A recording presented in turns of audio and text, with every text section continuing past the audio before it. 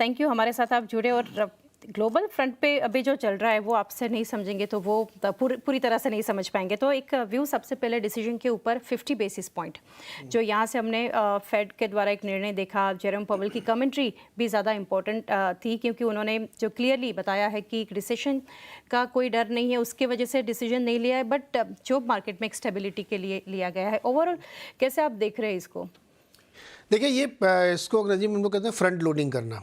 तो कई बार इनकी आलोचना होती थी कि रेट कट बहुत देर कर रहे हैं, तो उसको देखते हुए इन्होंने थोड़ी सी फ्रंट लोडिंग की और 50 बेसिस पॉइंट का पहला कट किया है।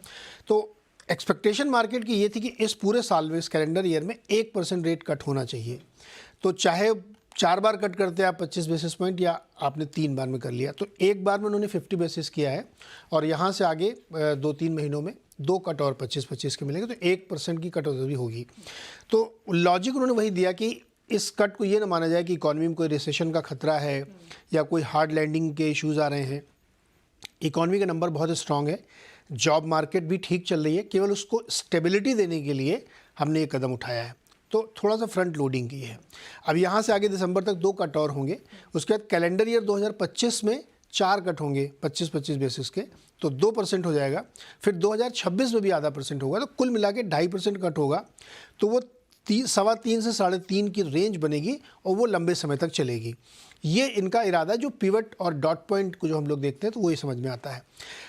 उन्होंने बहुत साफ अपनी बात रखी इकॉनमी को लेकर के, मार्केट को लेकर के, लेकिन क्या वाकई में ऐसा है क्या, ये क्वेश्चन उठता है। क्योंकि बॉन्ड यील्ड ऊपर गई है, डॉलर इंडेक्स ऊपर गया है और येन ऊपर गया है। तो ये जो संबंध है, ये थोड़ा सा डिस्कनेक्ट है कि जो मनी मार्केट है वो इसको कुछ और रीड कर रही है, मार्केट कुछ और रीड कर रहा है और पावेल साहब कुछ और कह रहे हैं। तो ये एक सिनेरियो बन रहा है। लेकिन नेट अगर आप देखें, इसको बिग पिक्चर के तौर पे देखें, तो एक बहुत बड़ा मूव है और बहुत अच्छा कदम है, नीडेड कदम है। बहुत ज़रूरी था कि आप एक बड़ा रेट कट करें, पॉलिटिकली भी ज़रूरी था और इकोनॉमिकली भी ज़रूरी था। राइट सर, 2 चीज़ें समझना चाहेंगे। जो यहाँ से कमेंट्री में हमने देखा इकोनॉमी रिसेशन में नहीं है, बट ओवरऑल ग्लोबल ग्रोथ के लिए कैसे इफेक्ट आप देख रहे हो? और कल अपना मार्केट के लिए भी एक समझेंगे। दूसरा पॉइंट, वहाँ पर एक प्रॉफिट बुकिंग देखा जो एक एक्सपेक्टेड था, पर आज इंडियन मार्केट हम देख रहे हैं जो एक रिकॉर्ड ओपनिंग देख रहे हैं, तो ये चीज़ कैसे देख रहे हैं आप? देखिए, यूएस मार्केट में क्यों इतना सेलिब्रेशन नहीं हुआ, क्योंकि ऑलरेडी वो नियर लाइफ हाई के आसपास खड़े थे। तो ज़्यादातर न्यूज़ प्राइस्ड इन थी। हम लोगों ने कल भी जब डिस्कस किया था तो 67% लोग मान रहे थे कि 50 बेसिस पॉइंट कट होगा। तो जब ये बात मार्केट में आ गई थी तो प्राइस्ड इन हो गई। तो इसलिए वहाँ पे एक सधा हुआ मूव दिखा और थोड़ा प्रॉफिट बुकिंग के बाद नीचे बंद हुए। ये इसका एक सिंपल एनालिसिस है।